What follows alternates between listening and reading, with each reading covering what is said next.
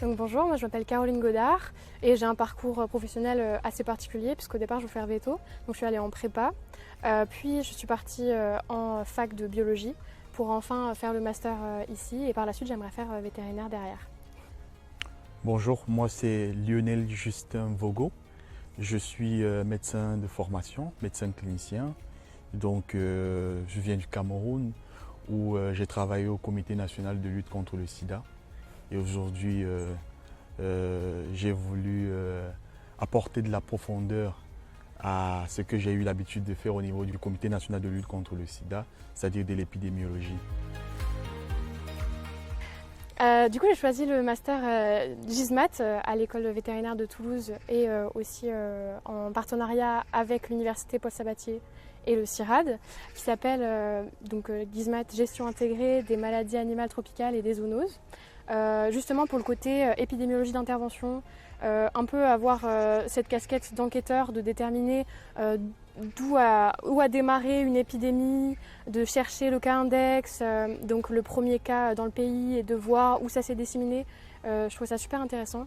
C'est plus au niveau des élevages du coup.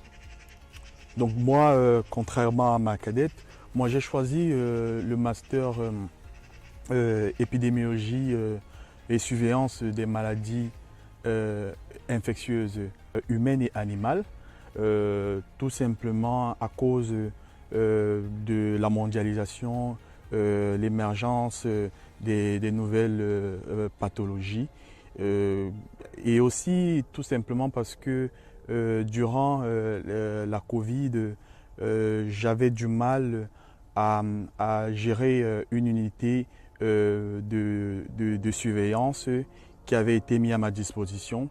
Donc ce master m'apporte cet aspect surveillance avec pas mal de méthodes et d'outils pour pouvoir affronter d'autres enjeux en matière d'épidémiologie plus tard. Je pense que le plus de cette formation, c'est surtout le caractère interdisciplinaire, puisqu'on se retrouve dans une classe avec des vétérinaires, des médecins, des biologistes, qui ont tous un package de connaissances différents. Et c'est d'apprendre à se compléter à travers ces connaissances, d'apprendre à communiquer. Donc c'est super intéressant. Oui, peut-être en outre du caractère interdisciplinaire, moi, de manière spécifique, j'aime beaucoup ce master parce qu'il m'apporte il m'apporte de la valeur ajoutée en matière d'évaluation des risques, en matière de méthodologie de la recherche, en matière d'analyse de données et de modélisation.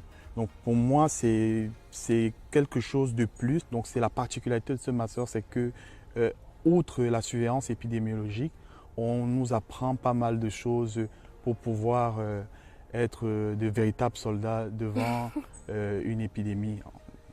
Et puis pas mal d'outils aussi, puisqu'on apprend à coder sur R, donc surtout le côté statistique, et de la cartographie Ouais. avec d'autres logiciels. Donc ça développe beaucoup de connaissances différentes et de capacités différentes.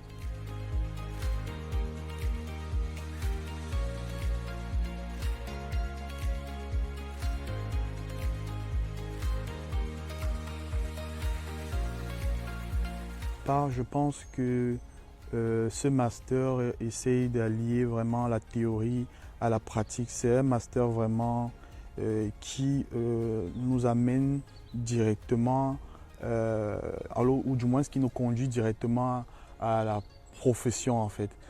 Ça nous donne des outils pour être opérationnel. C'est quelque chose que vous ne trouverez pas dans d'autres masters. Il y a beaucoup de TD pratiques qui mettent dans des situations très concrètes et surtout il y a des travaux de groupe où par exemple il faut créer un réseau d'épidémiosurveillance complet sur une thématique que vous ne connaissez pas du tout, sur un pays dont vous n'avez aucune connaissance et il faut se débrouiller pour trouver des informations, pour trouver des infrastructures déjà présentes, il faut trouver des ressources qu'on n'a pas et on nous donne toutes les clés pour essayer d'organiser au mieux nos pensées et nos méthodes d'action et c'est vraiment intéressant.